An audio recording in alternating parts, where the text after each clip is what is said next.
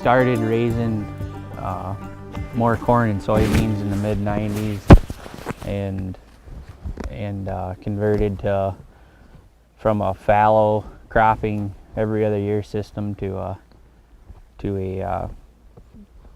no-till system as far as the crops go. And then we've always had cattle in the operation or sold hay, so we've always had alfalfa and other crops.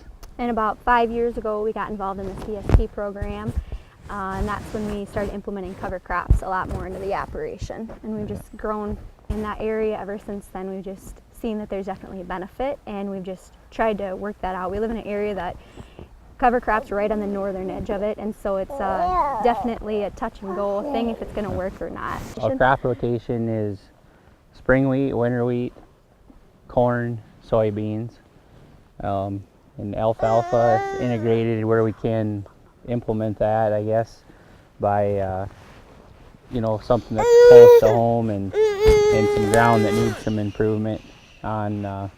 We'll generally try to keep that in for 5 to 6 years, and then we'll rotate it back out. We got tired of fighting planting through sloughs and some ground that was sandy or would dry out in August. So we implemented some CRP into the rotation, which came about the same time that crop prices really started to increase. So it was really hard for us to convert into grassland, but we knew because of previously having CRP in the 90s, we had it in. It come out in the early 2000s. We saw some huge improvements in soil quality and what we could actually grow on some of that land, and that kind of made us a believer to rotate grass into our operation. And Zig Ziglar has a quote about competition, how basically it does no good to try to compete against everybody else, because we all started differently. We all have different playing fields that we started on, and so the best thing that you can do is to compete against yourself with your own God-given talents. Say, what did God give you? Talents, what did God put in front of you? How can you use it to compete? And so that's what we tried to focus on. God didn't give us a start that other people had, and so we said, well, what do we have that we can use? And so that's how we've turned to cover crops. That's how we've turned to different ways to operate. Yeah. I think soil health is important.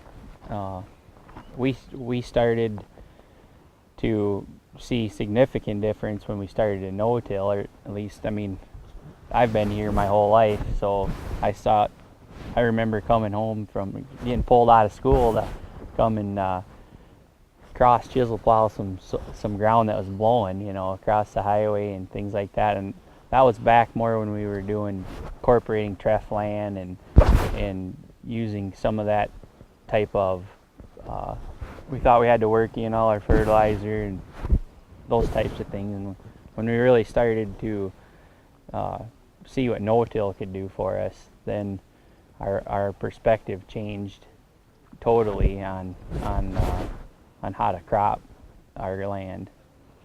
So soil types here, we've got a little bit of everything. We've got clay, we've got loam, we've got sand, we've got a mixture of all three.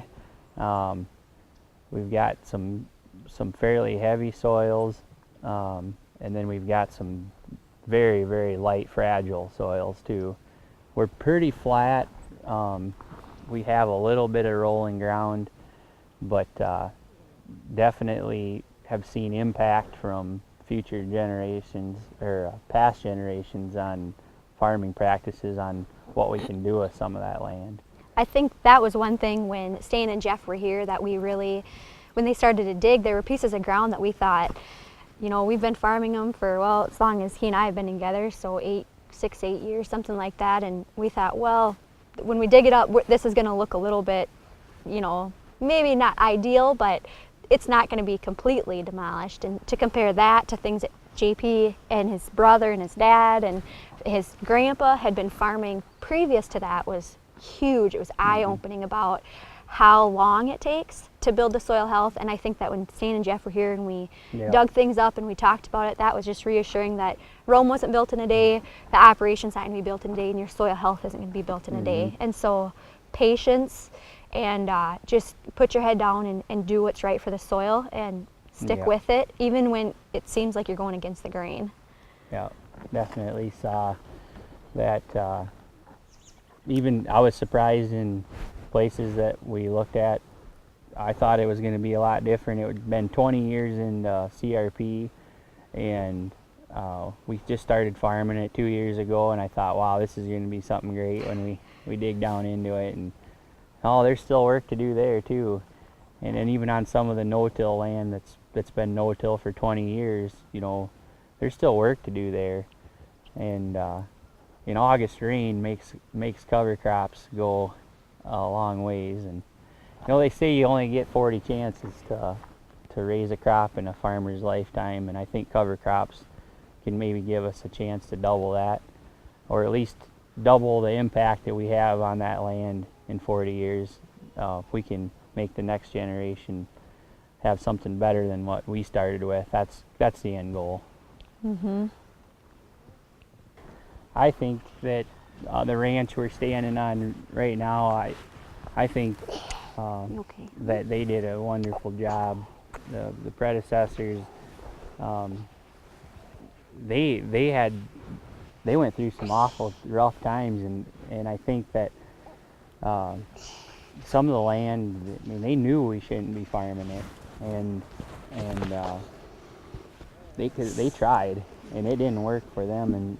But they put it back to. I have a lot of respect for the elder generations that